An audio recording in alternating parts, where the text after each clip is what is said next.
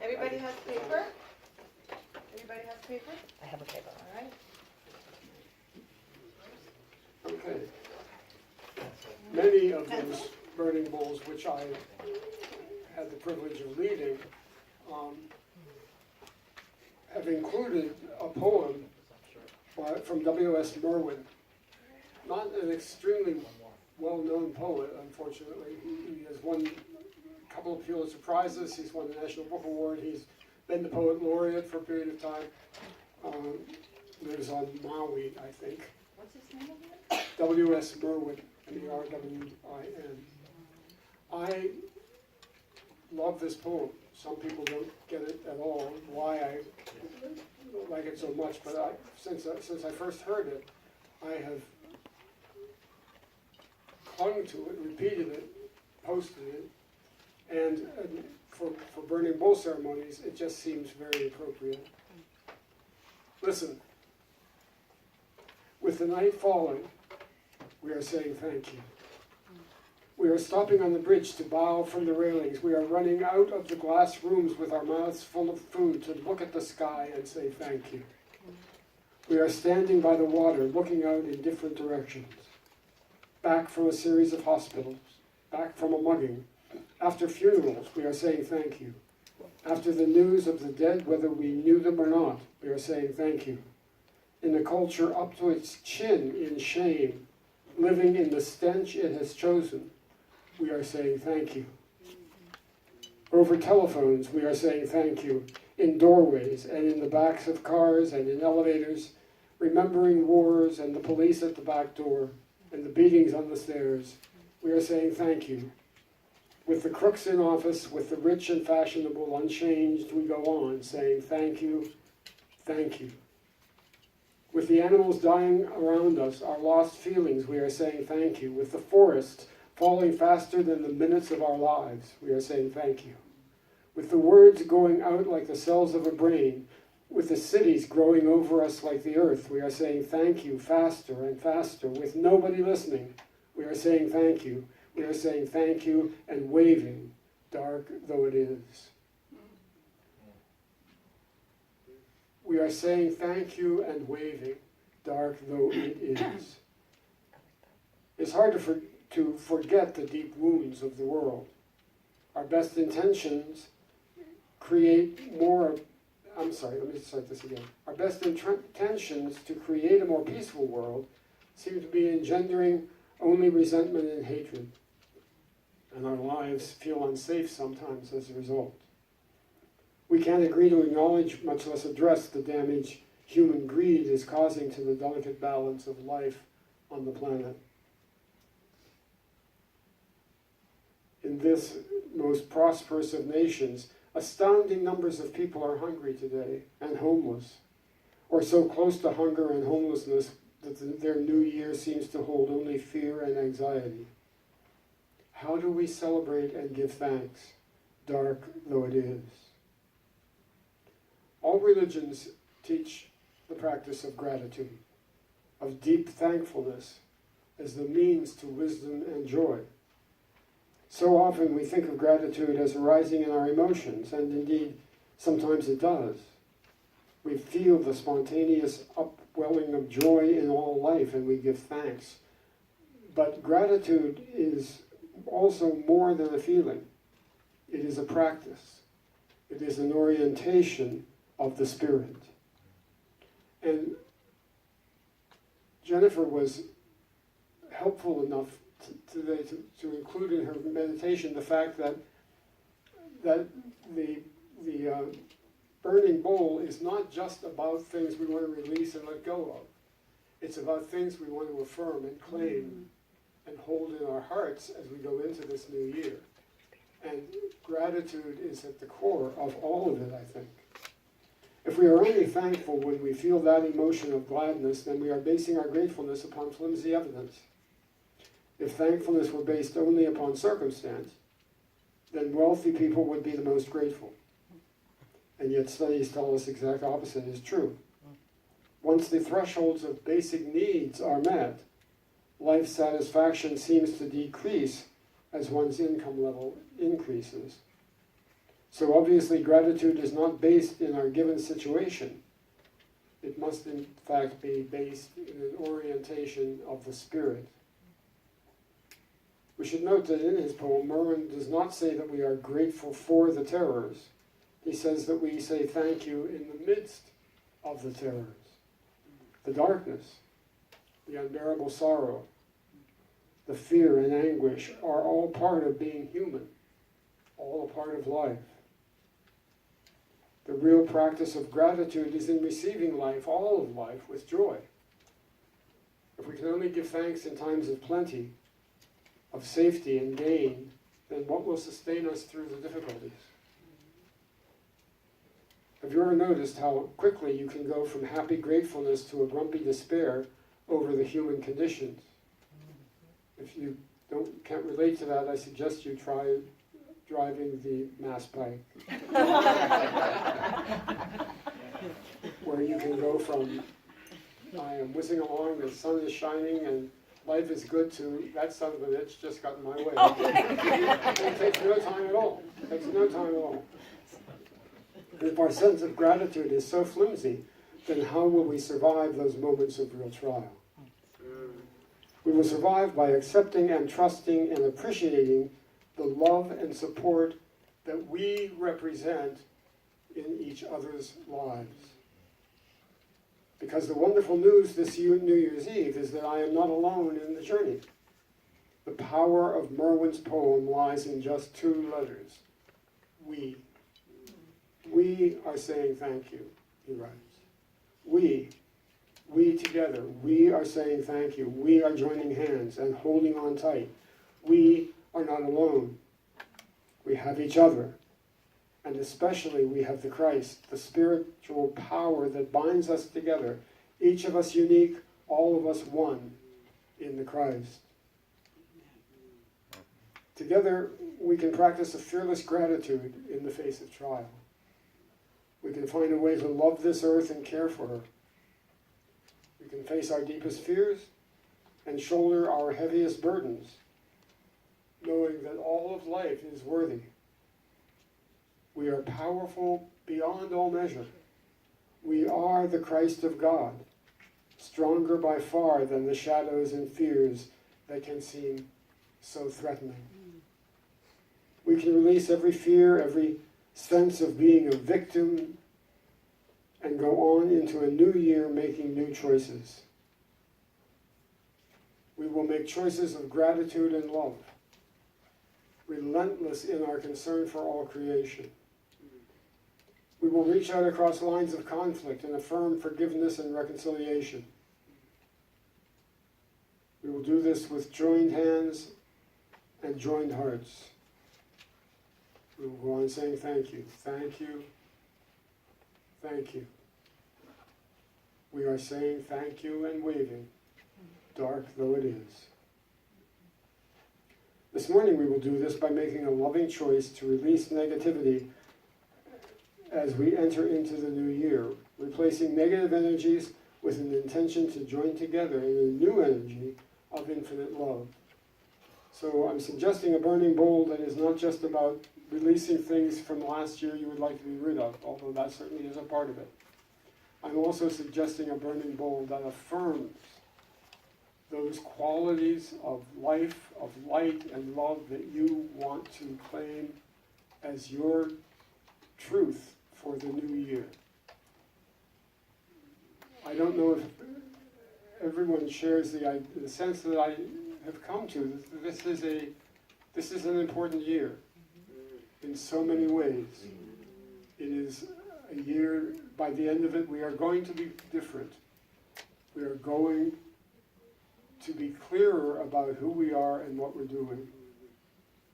So it is very important, I think, that we not only look for the negative to release, but that we look for the positive, that we look for the love, the light, the joy, the ways in which those qualities can express in our lives this year.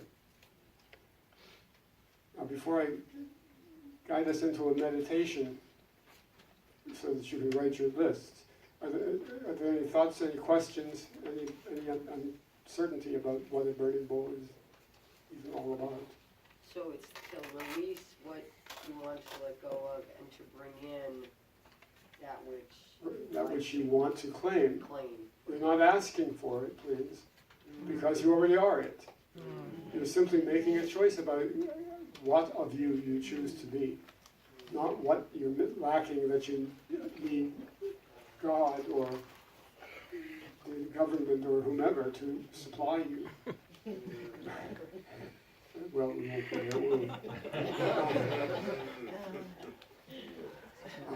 Yes. So part of the rainbow process being grateful. Gratitude is very important. We can't claim the good without appreciating it, without feeling the gratitude that this is the truth of who I am. I'm claiming more of my own truth. Yes. Yeah. Talking of gratitude, one of my resolutions for this year is I decided I'm going to start a gratitude jar. And every day I'm going to write something on a piece of paper and put in that jar. And at the end of the year, to go back on New Year's Eve of 2019 and look through all of the things that I'm grateful for. Wonderful practice. So please join me. I've done that in small ways. In fact, for one of Sean's retreats, Yes. we did that through the retreat. Yes. Every day writing an appreciation. And I still find every once in a while I stumble across it and I go through it. And Me it's too. wonderful to see there has been progress. Yes. It's so easy to focus on what's missing and what we don't have and what's going on in the world and what the rest of the world needs to do in order to meet my lofty standards. It's very important to realize that I am growing, I am Yes. increasing in my ability to express love, to express gratitude. Every day there is progress. And by acknowledging that progress, I simply enhance it and bless it and speed it on its way. Okay, you have paper, you have pencil.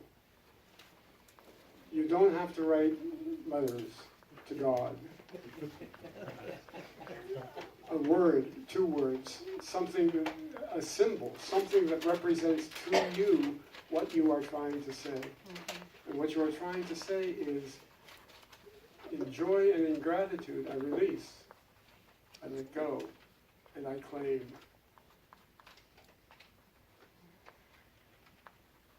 So let's take a moment to sit comfortably in our chairs. Feel yourself supported. There's no need for any tension in any part of your body. Feel yourself supported by the energy of this congregation. There is no need to feel tension in any part of your mind.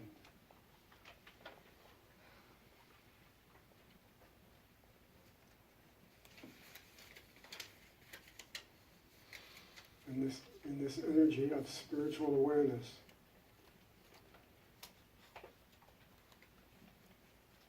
I hereby release the following negative energies of lack, limitation, resentment, and fear.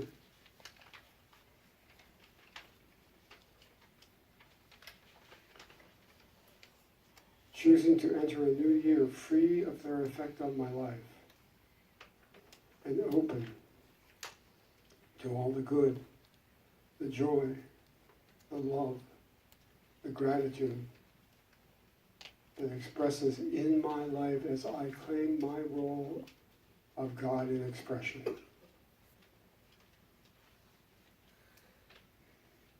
Thank you, God, for the freedom to make new choices.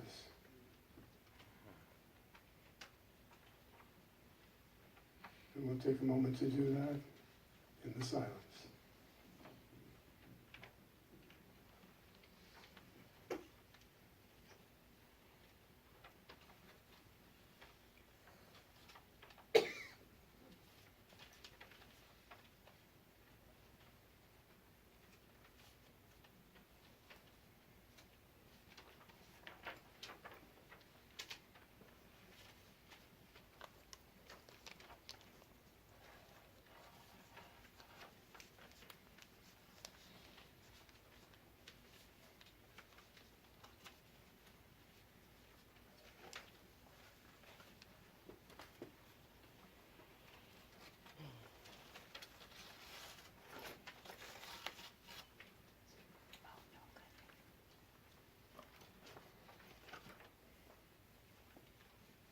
thank you, God, for the freedom to make new choices.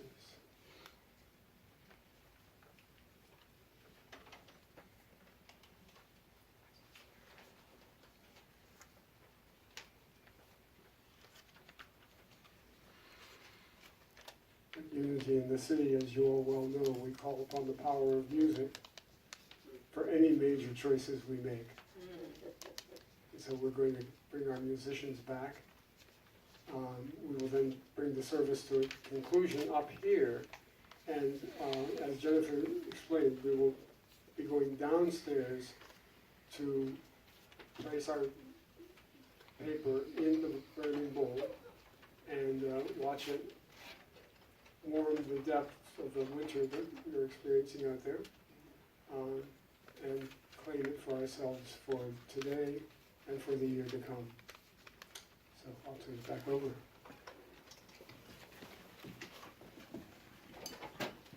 Thanks, Ed.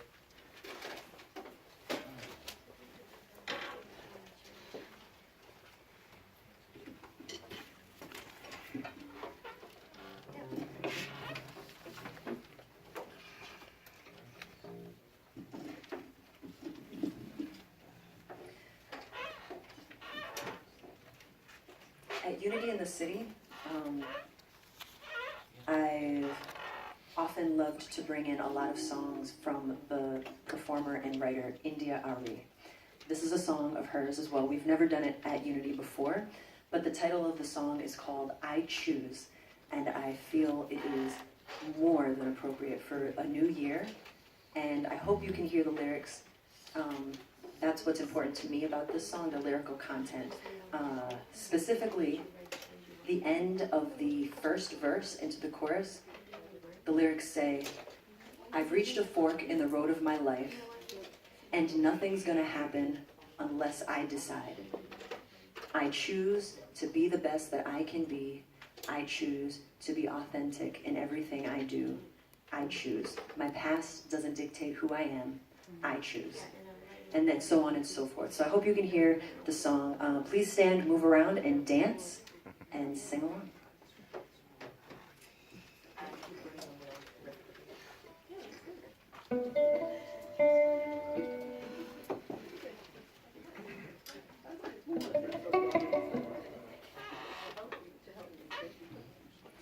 Because you never know where life is gonna take you, and you can't change where you've been. But today, I have the opportunity to choose.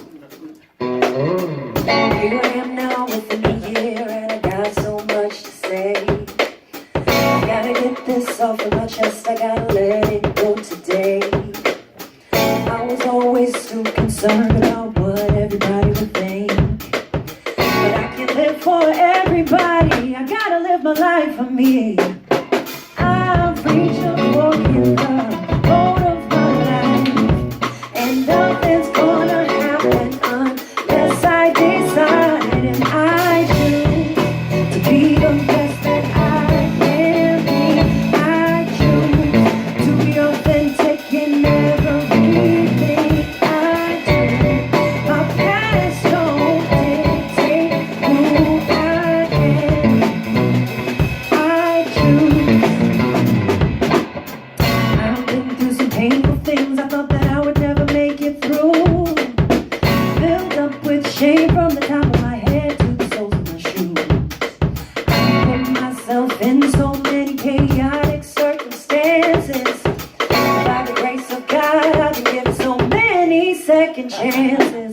Today I've decided to let it all go. I'm breaking these bags, I'm making room for my joy, and I choose to be the best that I can be. I choose to be authentic in everything I do. My past don't dictate who I am. I choose.